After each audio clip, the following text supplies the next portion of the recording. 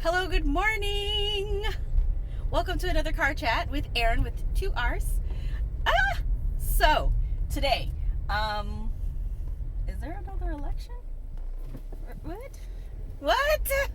Oh my God, I hate finding out about elections by seeing a sign and be like, vote for so and so. What? But who are they running against? Because in my city, sometimes you just running against yourself. It happens. Anyway, that's not what we're about to talk about. But what we are about to talk about is as juicy as politics can be. Dear listener, we are going to discuss Bridgerton. I am excited about Bridgerton. Okay, so I'm going to talk about the pros and cons that I saw because we need to talk about it. And just, as somebody, if you're one of those people who are like, I didn't like it, it's not a period piece, and it's not exactly period, and the costumes were not exact, and the language was not exact. Yeah, that's right.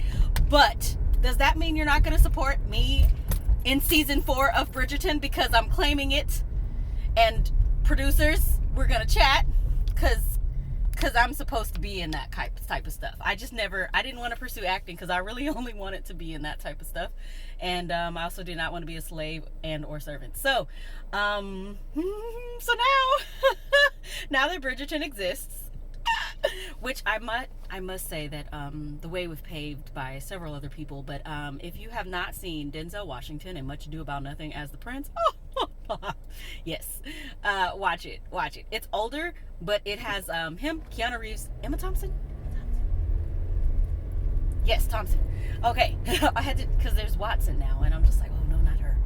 Not that she's wrong. Nothing's wrong with her, but I gotta get the right Emma, right? So anyway, go watch it. And so since I had seen Much Ado About Nothing, I have wanted to be in like period pieces. I've wanted to star in like a Dickens adaptation or a Jane Austen adaptation. Like, I really do feel like I should be Mary Ann in Sense and Sensibility, and it just never seemed like a black person would ever, at least not a visibly black person. Like, you get somebody that could pass, and by passing I mean you're like light enough and you straighten your hair, or your hair just has that curl pattern that people are like, oh my God, are you mixed? That one. Okay, so I don't present as that. I definitely have an afro, and I'm proud of it. And I'm proud of my skin tone, and I'm proud of who I am. But anyway, Bridgerton. Okay, long introduction of stuff you needed to know. So, at first, I saw the promo, and I just said, okay, it's going to be another period piece. I like period pieces. Like, I was a diehard fan of Downton. I was a diehard fan of any Jane Austen adaptation, of almost all of the Dickens adaptations, because Dickens is wordy, because I think he got paid by the word though. So like, you got to understand writers back then. But anyway, he got paid by the word, and so like, instead of people being like, let's take out some of this stuff that's just like words, and let's make this interesting, and they're like, no, dark dreary colors and dark dreary language, and I'm like, okay, he did do that, but fine, okay. And dark dreary people, I forgot that. You need that. But Bridgerton was like bright, and it was like airy, and I love the strings versions, like the strings arrangements of some of the modern pieces. Like, that was, I thought that was the icing on the cake, and I was just like, okay, yeah, like, because this literally, when Thank You Next came on, it was like, thank you next, I was like, it didn't do that. That was me being the strings. So, good things about Bridgerton. The plot is great, okay? As any period piece goes, like, you've always got, the Duke, that's a rake, and all of that stuff. And it was just so delightful to see people of color in things like this, in the extra roles as well as protagonists and supporting roles. And the Queen was black. Like, what? I also really like how they did the hairstyles. Now, things that I did wonder about is why they couldn't be a little bit more period, not with the hairstyles, because you're not going to get that with black people. Our hair does not do that. You would have to put a wig on, and why? For what? Okay, we know everybody in history was white that would have been in these type of situations, but who cares? Who literally cares? Okay, we know, okay? And also it's a work of fiction, so we really, and they also did explain how black people came and rose. Like, they didn't like get rid of history and be like, throw all of history in the trash, which I wish we could do, but we can't. That's not what happened. They absolutely came up with a reason, like, why, you know, people of color were able to rise in this film. And of course, Lady Danbury is my favorite person. I don't like it when people like pull up like that and I just like can see me talking to my phone. All right, they can still see me, but I can't see them that well. So anyway, so Lady Danbury, great person. And I really do like that they just made everybody just be like, okay, that's cool. Like, we don't have to deal with racism. Let's just not. Let's take that out, okay, and just pretend that this is normal. And it should be, like, because once again, we know everybody in history was white. There's no need to drill it anymore. There's really not. So let's talk about the problems I had with it. And maybe this had to do with casting, and maybe they were just, you know, oh, this was colorblind casting. But it didn't escape me that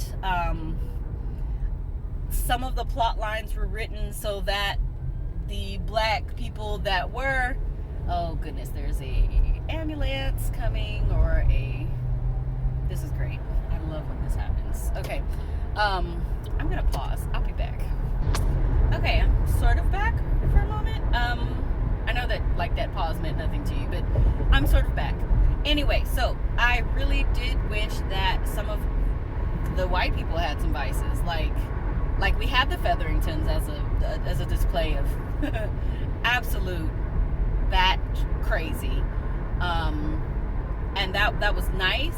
But like, spoiler alerts, the black girl that came to stay with them, like, her storyline was, you know, meh.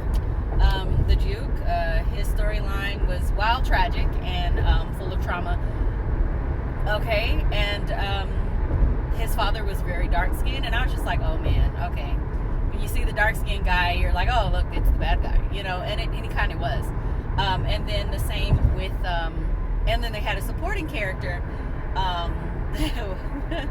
my favorite to look at, actually, was the Duke's friend. I can't remember his name right now, but like the Duke's friend in the boxing ring, and it was just like he had a questionable profession, and he tried to stay above board until he couldn't, you know. So I really wish that maybe Daphne had been black and had been able to be the pure, you know, blushing, naive virgin, you know, at the beginning of the, you know, as opposed to like all of the black people being like underhanded and sneaky and sly and gossipy. Even Lady Danbury, you know, they were like, oh, she's so powerful, you know. But, you know, I feel like there was a negative connotation to some of that, and maybe you got a different thing. But based on the fact that this is one of the only pieces that has black people in royalty that did not, you know, wasn't a spoof on something, that's kind of the vibes that I was getting. And I'm really hoping that in season 2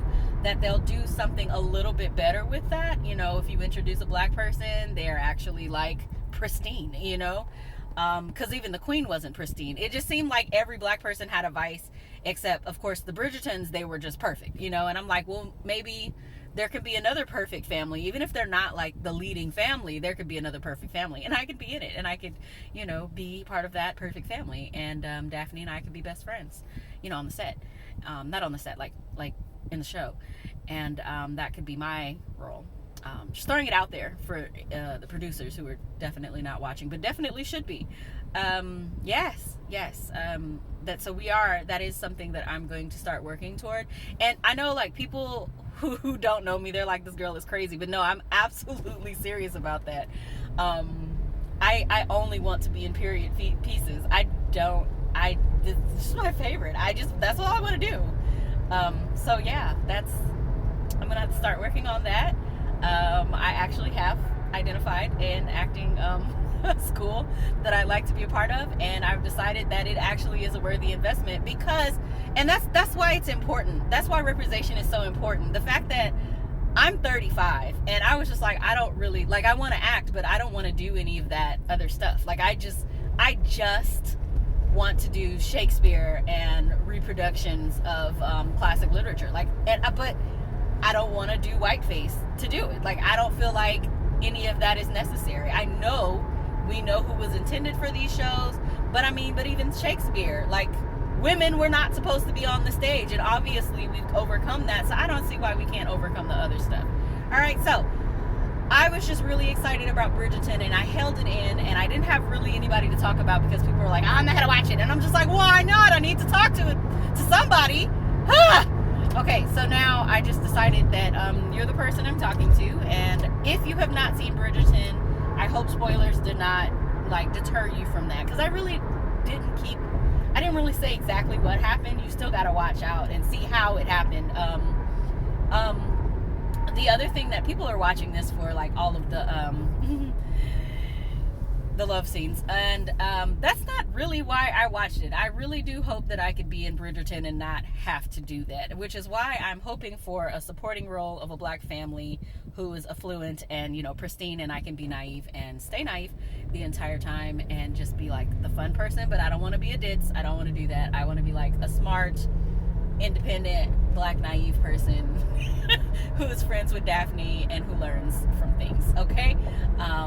And maybe figures out who Lady Whistledown is and just keeps it a secret, or works for her. Oh, that would be great. Okay, let me stop, because I could write this whole thing, because I also like to write. But now I could even write the next season. You know what? These producers need to call me. They need to call me. They need to call. Like, there's so much I could be doing for them right now. Oh my gosh. Netflix, give me a call. Give me a call. All right. Anyway, I hope you all have a great day. I've really enjoyed, obviously, talking about this, and I'm sorry this went a lot longer than I had planned it to be, but I get excited and I talk about things. So until next time, you can follow me on Instagram, and I have some music that I'm putting up. I did some recordings the other day, so yeah, I'll put those up, and I'm putting up bloopers. The bloopers, yeah, just enjoy. Have a great day. Bye. Oh, I'm sorry. Signing out, Lady Whistledown. Jesus. I'm going to practice that, okay? Producers, ignore that.